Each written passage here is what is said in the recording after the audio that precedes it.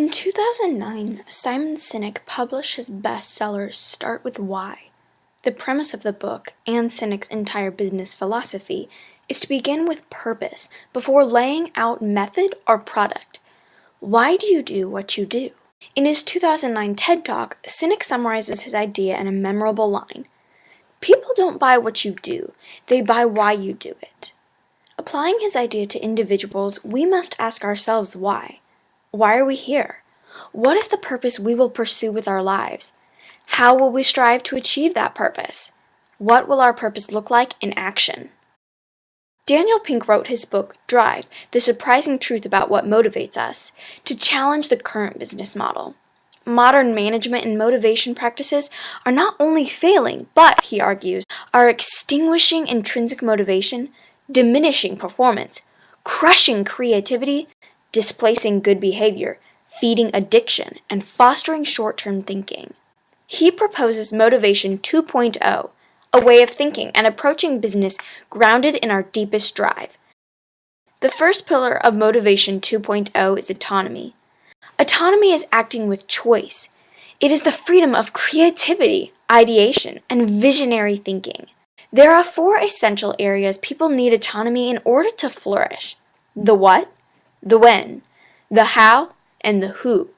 In certain situations, a defined task, a set time, an established technique, and a specific team are most effective.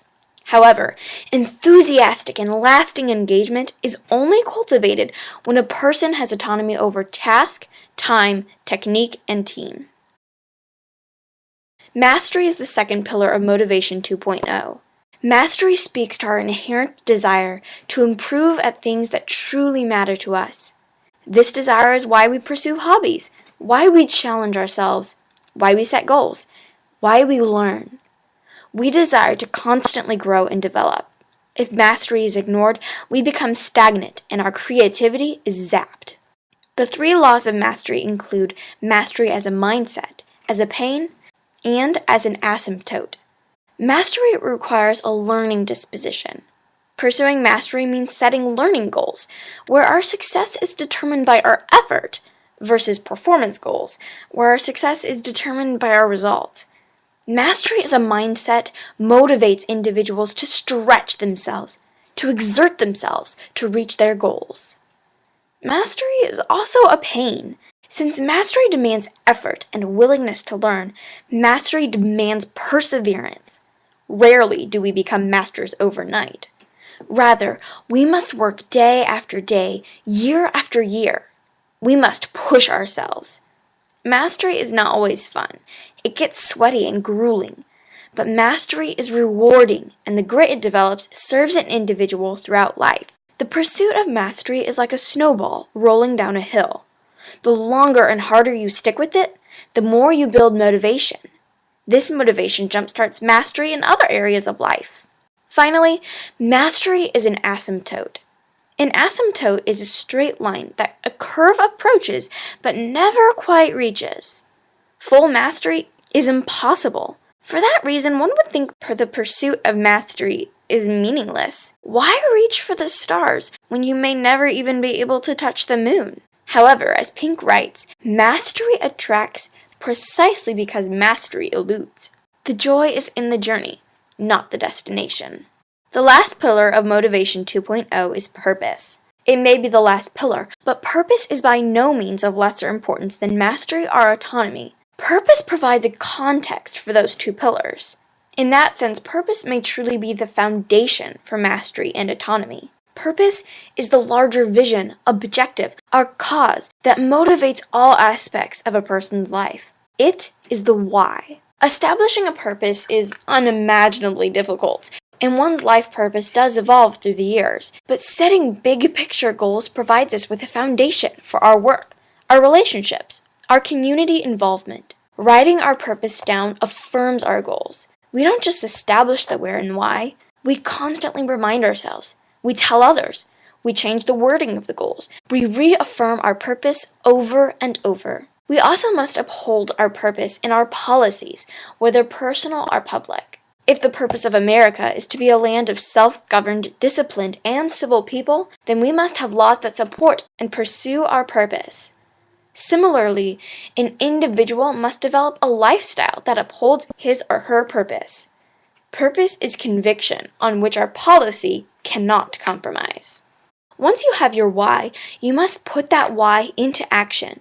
You must answer the how. How does your purpose translate into life? How does the rubber meet the road? Christine Porath's Mastering Civility, a manifesto for the workplace, answers this question, at least in part, by asking, who do you want to be? Do you want to be a person who holds others down, or do you want to be a person who lifts people up? Incivility or civility? You choose. But let's consider the consequences first. Incivility is bad. No, it's destructive. Incivility increases stress, and it does so significantly. Intense and/or prolonged stress has numerous health repercussions. Stress also spreads.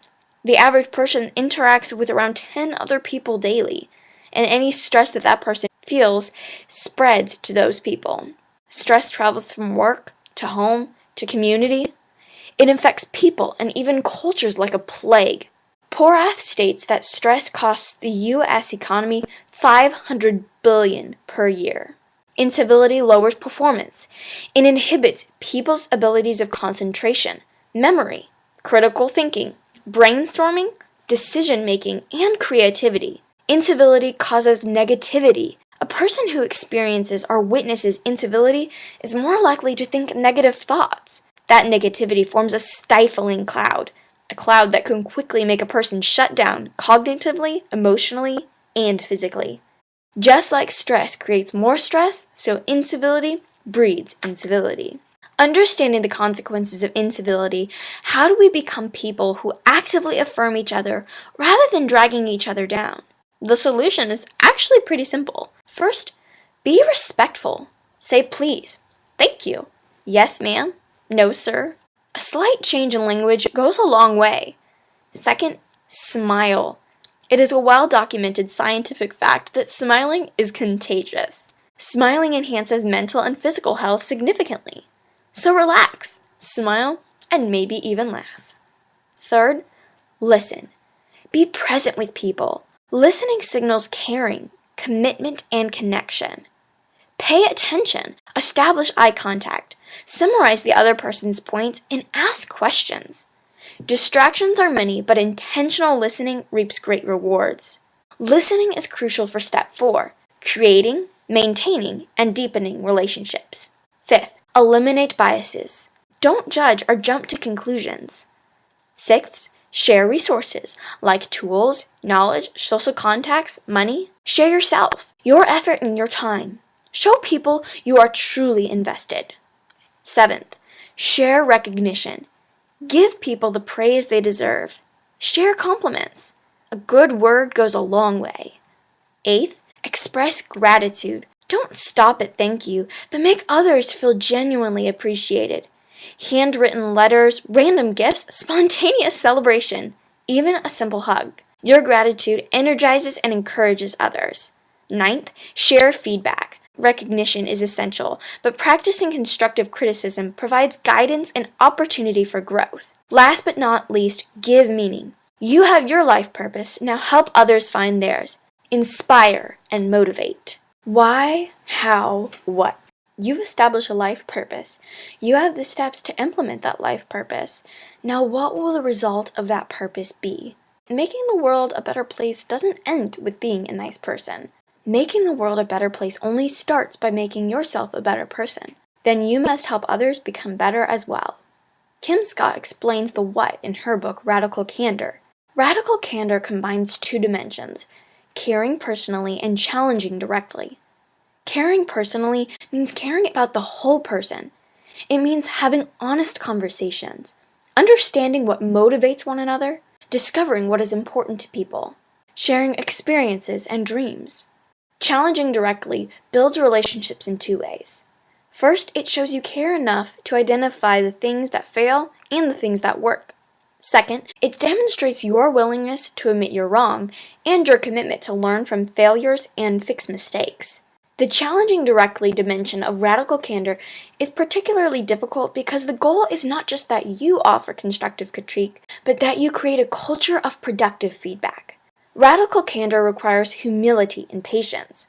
Furthermore, as Kim Scott explains, radical candor is universally human, but interpersonally and culturally relative. In other words, caring personally and challenging directly are things every person should pursue, but the way care and challenge are demonstrated will differ person to person and culture to culture. What should radical candor not look like? Radical candor should never involve dishonesty and manipulation. An employee in a Christian organization described the backbiting, secrecy, and insincerity among the leadership, people who claimed to be believers. A student recounted her junior high experience thus far, and all the drama entailed, like cliques, high-strung emotions, and outright mean-spiritedness. A sales rep recently experienced an embarrassing situation with some customers. A man was going to buy his granddaughter a phone, but the situation ended up with the girl crying as her grandfather yelled and made a big to-do. A politician related his encounters with incivility during his campaign when a newspaper purposefully misrepresented him and called him names. Personally, I have experienced the negative influence of unconscious biases when the judges of a scholarship contest voted on ethnicity over speaking ability. If radical candor should not be manipulation, secrecy, drama, aggression, and falsification, then what does it look like? Attentiveness, courage, discernment, generosity, honor, sincerity, wisdom. Radical candor is when a trainer thoughtfully but forcefully challenges a new employee to get it together. Radical candor is having a core group of life friends, people who care deeply about one another, but who are not afraid to offer advice and necessary judgment. Radical candor is intentional praise, ensuring that someone feels genuinely appreciated for their character, contribution, and community. Radical candor is sharing a life purpose, a common goal that motivates you through the ups and downs of life and business. Radical candor is tearing down someone's idea to help them rethink, rebuild, and relaunch. Candor, civility, autonomy, mastery, purpose. These are not items to check off on a list. These are not things we pursue in only one area of life. Ultimately, the why, how, and what push us towards something greater. Humanity. We start life as energy takers, grabbing and griping and never satisfied. Our hope is to end life as energy givers, intentionally influencing people for good. Find your purpose. Smile. Engage and know the road is long and hard, but you don't walk it alone. Thousands of others have, are, and will walk the same road to becoming more human. So join the journey and make the world a better place.